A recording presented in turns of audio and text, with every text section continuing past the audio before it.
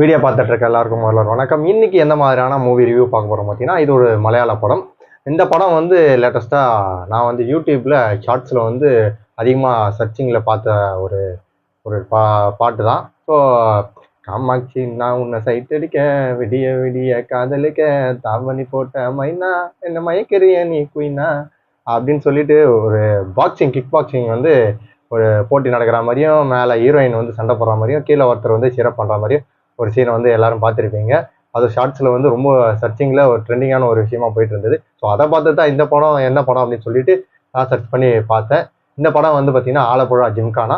இந்த படத்தில் வந்து பார்த்தீங்கன்னா கிட்டத்தட்ட எல்லாருமே செமையாக பண்ணியிருப்பாங்க. இந்த படத்தை டைரக்ட் பண்ணது வந்து ஹலிவுட் ரஹ்மான் வந்து பண்ணியிருக்காரு. அப்புறம் மியூசிக் வந்து பார்த்தீங்கன்னா விஷ்ணு விஜய் அவர்கள் வந்து பண்ணியிருக்காங்க. இந்த படத்தில் வந்து பார்த்தீங்கன்னா கிட்டத்தட்ட 60 கோடி மேலே வந்து பாக்ஸ் ஆஃபீஸில் கலெக்ஷனில் பயங்கர பின்ன ஒரு படம், மலையாள படம்.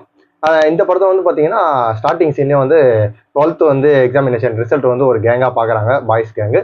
ஸோ அதில் வந்து பார்த்தீங்கன்னா ஒருத்தர் பாஸ் ஆகிட்டு மற்ற எல்லாரும் ஃபெயில் ஆகிறாங்க. பாஸ் ஆனாலும் ஃபெயில் ஆனாலும் சரக்கு அடிக்க போகிறோம் அப்படின்றது, ஒரு கல் குடிக்கணும் அப்படின்றது வந்து பிளான் பண்ணியிருப்பாங்க. ஸோ அதே மாதிரி அவங்களும் கல் குடிக்கிறாங்க. அதுக்கப்புறம் ஃபெயில் ஆனதில் வந்து ஒருத்தர் மட்டும் பார்த்தீங்கன்னா நெஸ்லன், அவர் தான் இந்த படத்தோட ஹீரோ.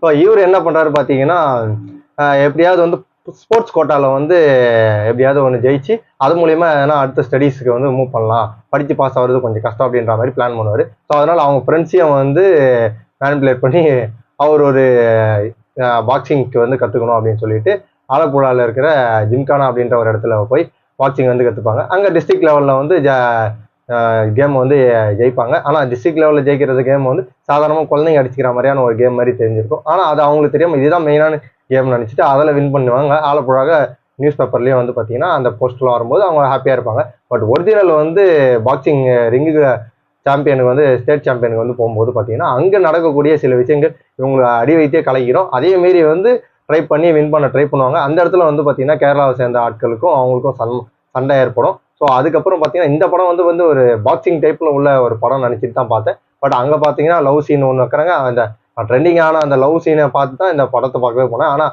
அவங்களுக்குள்ளேயே ஒரு லவ் இல்லாமல் போகிறது வந்து வேற ஒரு ட்விஸ்டாக இருக்கும் எனக்கு படம் பார்த்தது. அதுக்கப்புறம் பார்த்தீங்கன்னா பாக்ஸிங் பற்றி தான் படம் ஃபுல்லாக போய் இப்போ இப்படி தான் சாம்பியன்ஷிப் பெல்ட் யார் வின் பண்ணுவாங்க அப்படின்றதான் படத்தை எல்லா படங்கள்லையும் பார்த்தீங்கன்னா ஒரு முக்கிய ரோலாக வச்சிருப்பாங்க. பட் ஆனால் இந்த படத்தில் வந்து முழுக்க அப்படியே மாற்றி டிஃப்ரெண்ட்டாக ட்ரை பண்ணியிருப்பாங்க. ஸோ பார்ட் 2 வரா மாதிரி முடிச்சிருக்கிற மாதிரி தான் பார்த்தா எனக்கு தெரிஞ்சுது. பட் ஆனால் படம் உண்மையிலேயே செமையாக பல இடங்கள்ல செம காமெடியாக இருந்தது, சில இடங்கள்ல சீரியஸாக இருந்தது. ஒரு லவ்வா 2 லவ்வான்னு கேட்டால் சொல்ல தெரில. ஏன்னா படத்தில் இவரை ஒருத்தர் லவ் பண்ணுறாங்க, அப்புறம் இன்னொருத்தவங்க லவ் பண்ணுறாங்க, அவங்க இவரை லவ் பண்ணுறாங்கன்னு சொல்லிட்டு சில அப்படி இப்படின்னு போச்சு படம். என்னை பொறுத்த வரைக்கும் என்டர்டைன்மெண்ட்டாக சூப்பராக செம்மையாக இருந்த ஒரு படம் தான். 2.25 மணி நேரம் படம், தாராளமாக நீங்கள் வந்து பார்க்கலாம்.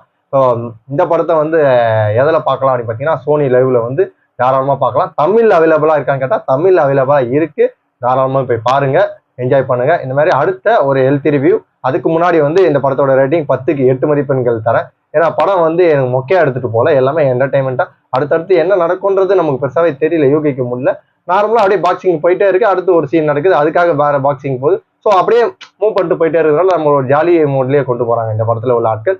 ஒருத்தர் 2 பேர் சொல்லி இந்த படத்துல வந்து இவர் தான் பெஸ்ட், இவர் தான் ஒஸ்ட் அப்படின்னு சொல்ல விரும்பல. பட் எல்லாருமே வந்து அவங்களோட ரோலை செம்மையா பண்ணியிருந்தாரு. பெரியவன் சின்னவன் அப்படின்னு சொல்லிட்டு ஒரு காம்போ இருக்கும். அதுல சின்னவனா இருந்தா ஒரு பாக்ஸிங்ல வந்து வின் பண்ணுவாரு, பேரு சின்னவனா இருந்தா பரவாயில்ல, இப்போ போதாது, பெரியவனா இருந்தா போதாது அப்படின்னு சொல்லிட்டு ஒரு செமையான ஒரு டைலாக் வந்து அந்த இடத்துல போடுவாரு. ஸோ அதெல்லாம் பார்க்கும்போது உண்மையிலே என்டர்டைன்மெண்ட்டாக இருந்தது.